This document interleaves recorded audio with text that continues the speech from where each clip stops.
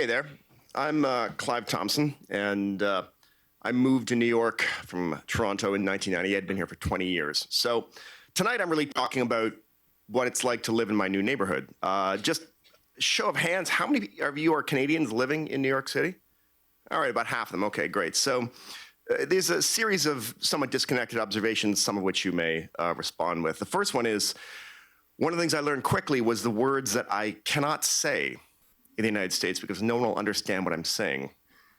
Serviette, Chesterfield, hydro, as in, oh my God, the hydro is off, and in a restaurant, bring me the bill. I was discussing with some friends at a bar and I realized I could compose a sentence that was made out of English words that no one in the US could understand. And I think it was, could you bring me the hydro bill? I left it on the Chesterfield next to the serviette. Now, being Canadian was, I think, actually a weird advantage when I was trying to penetrate the world of media here in New York City. People seemed to, respond well to me. And I would mention this to a friend of mine who ran a .com back in the 90s. And he said, well, that makes sense. Everyone likes Canadians down here. We're like dolphins. And I said, dolphins? And he goes, well, yeah, we're regarded as smart and no one's afraid of us. So for some reason, foreigners visiting New York City, I think they detect I'm Canadian because they will come and ask for directions in French when I'm in Midtown. Like literally, a stranger will come and grab my arm and ask me in French how to get to the Empire State Building. I have the worst French imaginable, right? Like it's like Ontario high school French.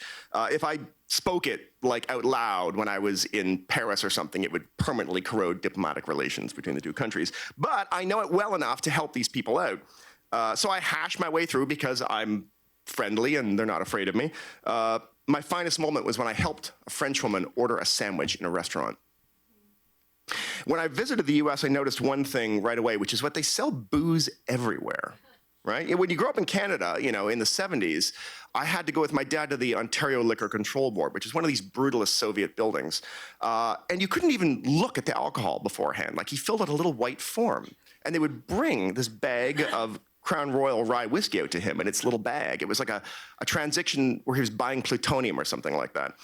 In the US, you could buy booze anywhere, right? Like in the corner store, at the pizza joint, while I was waiting for my Amtrak train, and they would sell it to you a single can at a time, and then hand over like a little paper bag so you could conceal it and drink it illegally in public. Of course, said one of my Canadian friends who'd come a few years before me, he's going, this is the meaning of American freedom, right? So when I immigrated on November 1st, 1998, that's the first thing I did. It was a Sunday when you can't get beer anywhere in Ontario. And I went to the corner store and I got a beer and I put it in my bag. I drank it sitting on the stoop of a nearby house. It was a taste of freedom. Now, one of the problems, as you may have discovered being a Canadian in New York City, is that people assume you know every other Canadian in Canada. So I'd meet someone at a party and they'd say, oh, you're from Canada. I met a Canadian once. Do you know Dominic in Calgary? Now, this had happened to me enough that I was getting kind of pissed off, and I'd get annoyed, and I'd launch into like a rant, really, about how Canada was a huge and diverse country of 37 million people, and we were just sick of Americans assuming it was all one tiny, quaint little village. We're all, wearing toques and living in snow forts, and this sort of American solipsistic narcissism, cultural imperialism is exactly why everyone around the planet hates Americans. And after I've done that rant, they'd go, okay, but do you know Dominic in Calgary? And I'd be like, yeah, actually I do. I know. I met him at U of T. Let's talk about the word y'all. About 7 years ago, I started playing in a country bluegrass band based in Brooklyn. I'm from suburban North York, so I have no business doing this. It's like the least country place on the planet. But, a few of my bandmates are actually from the American South. They're from Tennessee, North Carolina, Virginia. And so they're constantly, using y'all, like they'll say to the band, so, are y'all coming out to rehearsal? Y'all coming for a drink? Can I get y'all a drink? And I've started realizing, my God, that's an amazing formulation. I love y'all. It's gender neutral. It's inclusive. It's super inviting. Hey, y'all. So I've started using it, actually. And since I became an American now, I feel like I'm allowed to use it. And I'm trying to figure out a way to integrate this into Canadian culture, because I think this is the one sort of cultural transport that would actually improve the Canadian lexicon. Y'all. After 20 years of living here, I decided to become a citizen just last fall. I had an American wife, 2 American kids, an American dog. And I thought, okay, I'm not leaving, so let's do this thing. And I studied for the quiz, and I did the interview. And this very nice young man quizzed me. I got the questions right. And then he sort of asked these free-form questions. It was more like, so why do you want to come here permanently? And I'm like, well, it's great. I love it here. And he's like, you love the United States? I'm like, yes, the U.S. has been very good to me. I literally said the U.S. has been very good to me. It was like the most cliched immigrant thing you could possibly say, and that's what I popped off at that moment.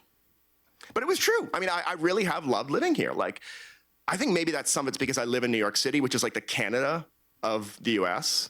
In fact, I live in Brooklyn, which is like the Canada of New York City. But, I admire a lot of the U.S.'s, stated ideals. I like their gumption. I like the fact that they really like newcomers, certainly around here. Whatever else is happening in the rest of the country, New York and Brooklyn are fantastic, melting pots of immigrants from all over the place. So I arrived at 8 a.m. to be sworn in at the massive courthouse downtown Brooklyn. I said hello to all my fellow about-to-be Americans. There was 350 of them. The woman to my left was Ukrainian. To the right was a young man from Jamaica who knew the word Chesterfield. Very exciting. The whole process, though, it took like 4 hours because they had to go over everyone's paperwork in this unbelievably ponderous way. And the final swearing in is like 5 minutes at the end, right? So everyone was ravenous, and we had to go to the bathroom, and we all took our new certificates and just fled to go get food anywhere. The only place nearby in this part of Brooklyn was an absolutely terrible Mexican restaurant chain across the street. But that was fine. That's what I needed. I raced over, told them all I was an American, and ordered Mexican food served by the local teenagers, which was just about the most American thing I could do. It's good to be here with y'all. Thank you very much.